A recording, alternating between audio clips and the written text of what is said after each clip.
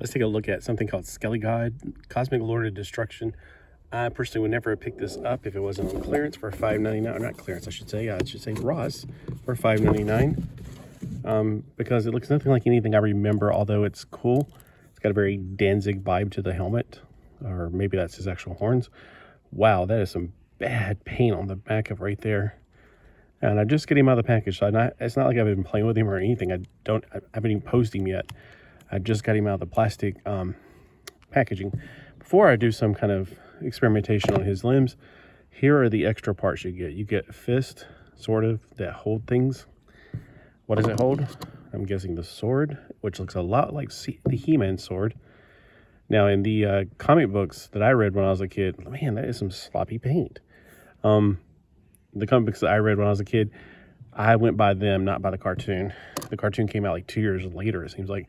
And then there's a green globe, which is probably like hair to put on him in case he needs to, I don't know, go to a ball. Oh, it's like Marge Simpson hair. Okay, I see. So let's see if he can hold this sword. Nope, we're gonna have to put the other hands on him. And is he right-handed or left-handed? Well, I guess because I pulled up his right hand, he's gonna be right-handed. All right, so ta-da! I know, huge change. So yes, he is going to use the sword, even though it's, well, the bad paint is on the hilt, which will be covered up, especially if I turn it this way. Nothing's going to be able to cover up that head, though. That's bad.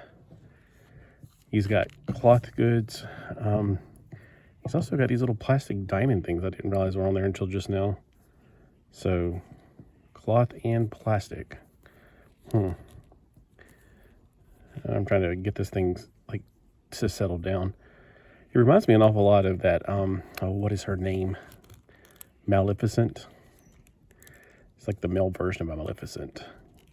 He's got this upper armor that's kind of annoying. It's in the way. It's a little stretchy.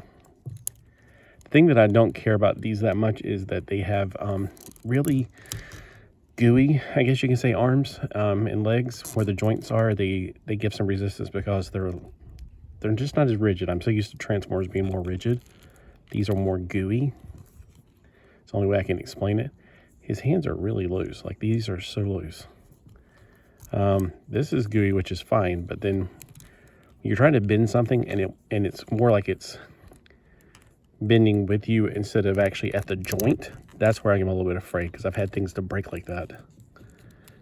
So the wrists are not the only problem. This is a little loose right here. Maybe that's why it was $5.99, because sloppy paint and not the best of quality control. But overall, if you wanted to pick one up, I would guess you would check out your Ross. I haven't found all the different ones at Ross yet. I've only found him and someone else, and it wasn't on this packaging. So I have not seen any of these other figures at my Ross, except Battle Cat, but I already have Battle Cat. I got him right away. I just wanted to get the different versions of Battle Cat from all over the universes and just compare them, because I like Battle Cat a lot. He's one of the reasons I got into the Mattel Collectors series back in, gosh, the mid-2010s. I think around 2016-ish. No, that was before that. It was like 2014. Or even before that. Wow, that's been a while. It's been like 10 years. The only reason I got into like Battle Cat, he's really cool. I just do not want to get these 8-inch figures. And that's another thing. He's a little bit big, but he is Skelegod, so I guess he's supposed to be big. All right, well, just wanted to do a quick review about this, let you know what you get, and the articulation, and that's about it. If you want a long history of it, we can read this together, or you can just pause it and read it yourself. Skeletor lives his life with a singular purpose: to control the unlimited powers of the entire universe. Time after time, the Bane of Eternia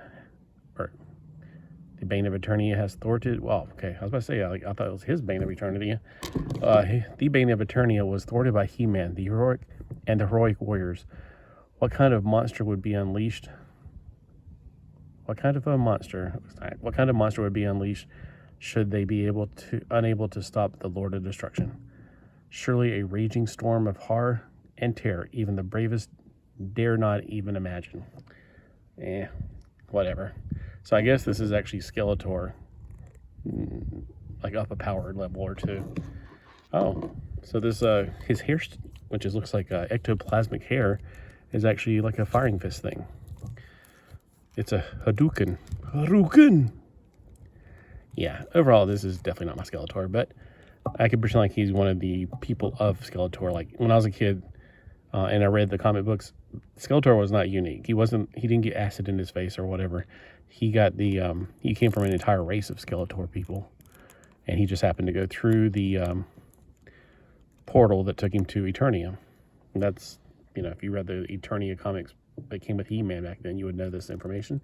If not, you definitely check them out online. There's definitely places to find these things online.